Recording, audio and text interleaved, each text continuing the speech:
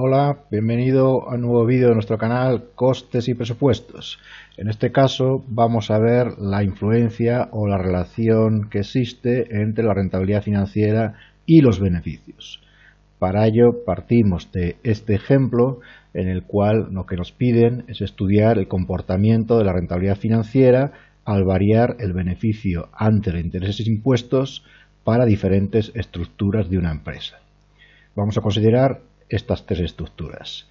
En el caso 1 tenemos unos recursos propios o fondos propios o patrimonio neto también de 80.000 euros y unos recursos ajenos de 20.000 euros. En el caso 2, los recursos de los que partimos son iguales, tanto propios como ajenos, son de 50.000 euros en cada caso.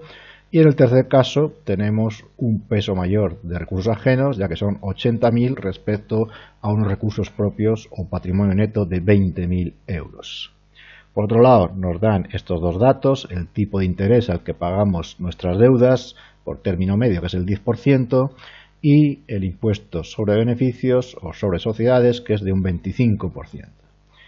Bien, pues lo que hacemos es un cuadro para calcular la estructura, el ratio de rentabilidad financiera en cada uno de esos tipos de estructura y para cada uno de esos niveles de beneficio ante intereses e impuestos. En primer lugar, lo que hacemos es calcular los intereses con esos datos que nos dan, que lógicamente están en relación a los recursos ajenos.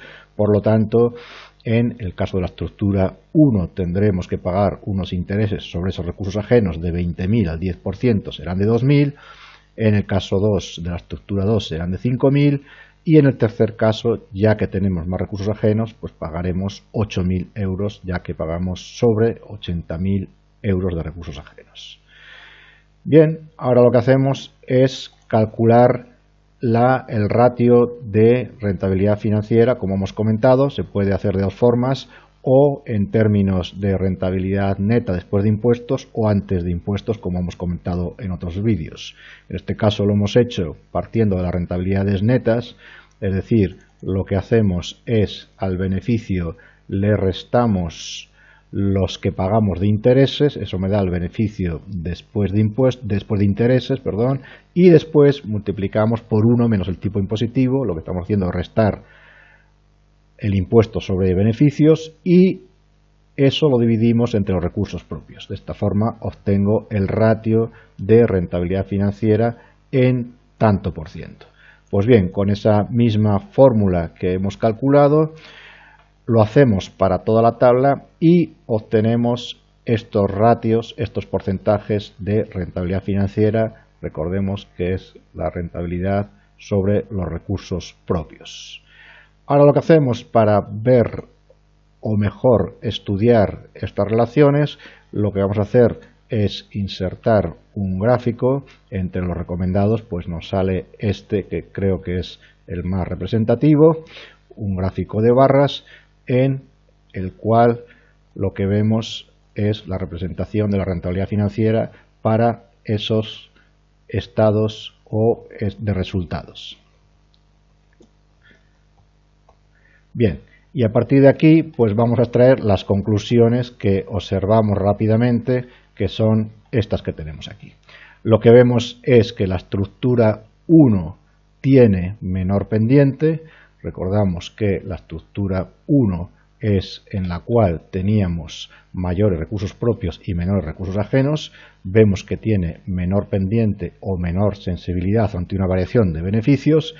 En el caso de la estructura 2 está en un nivel intermedio y lo que observamos es que la estructura 3 tiene una pendiente bastante más acusada y por otra parte es en la que tenemos o la que poseemos mayores recursos ajenos.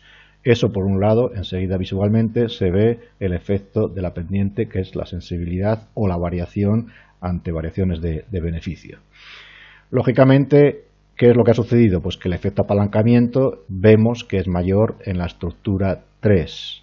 Por otra parte, lo que vemos es que una variación en el beneficio ante intereses e impuestos modifica de forma más acusada la rentabilidad financiera en la estructura 3.